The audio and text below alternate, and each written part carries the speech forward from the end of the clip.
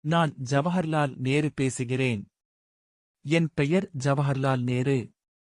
1899ஆம் ஆண்டு நவம்பர் 14ஆம் தேதி அலகாபாத் நகரில் நான் பிறந்தேன். என் தந்தை மோத்திலால் நேரு ஒரு சிறந்த வழக்கறிஞரும் இந்திய தேசிய காங்கிரசின் தலைவருமாவார். என் தாய் ஸ்வரூப் ராணி. நான் சிறுவயதிலிருந்தே புத்தகங்களையும் அறிவையும் மிக விரும்பினேன். என் கல்வியை இந்தியாவிலும் பின்னர் இங்கிலாந்திலும் மேற்கொண்டேன். ஹாரோ பள்ளி மற்றும் கேம்பிரிட்ஜ் பல்கலைக்கழகம் எனும் உயரிய கல்வி நிலையங்களில் நான் பயின்றேன். அங்கே உலக அரசியல், வரலாறு, அறிவியல் ஆகியவற்றில் ஆழ்ந்த அறிவை பெற்றேன். ஆனால் என் மனம் எப்போதும் என் தாய்நாடு இந்தியாவை நோக்கியே இருந்தது.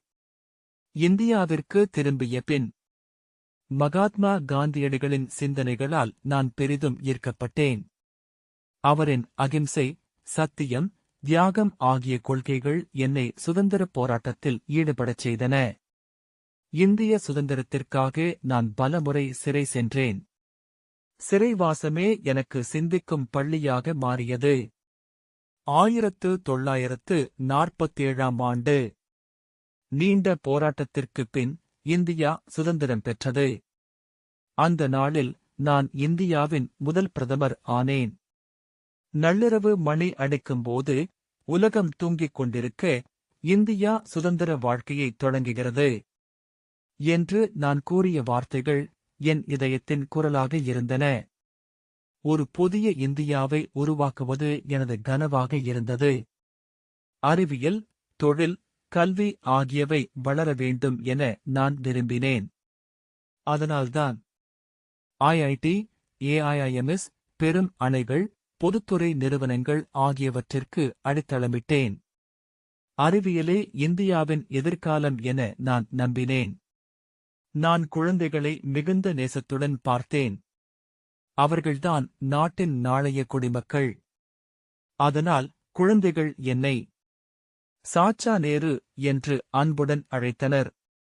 என் பிறந்த நாள் இன்று குழந்தைகள் தினமாக கொண்டாடப்படுகிறது என்பதில் நான் பெருமை கொள்கிறேன். நான் எழுத்தையும் நேசித்தேன். Discovery of India, glimpses of world history, letters from a father to his daughter போன்ற நூல்கள் மூலம் இந்தியாவின் பெருமையை உலகிற்கு எடுத்துச் சொன்னேன். 1964ஆம் ஆண்டு மே 27ஆம் தேதி இந்த உலகை விட்டு நான் மறைந்தேன்.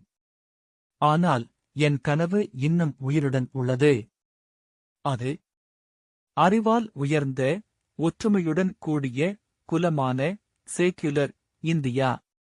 இளைஞர்களே, நாட்டை நேசியுங்கள், அறிவை மதியுங்கள், கேள்வி கேளுங்கள், சிந்தியுங்கள். ஏனெனில் இந்தியாவின் எதிர்காலம் உங்கள் கைகளில்தான் உள்ளது. நன்றி, வணக்கம்.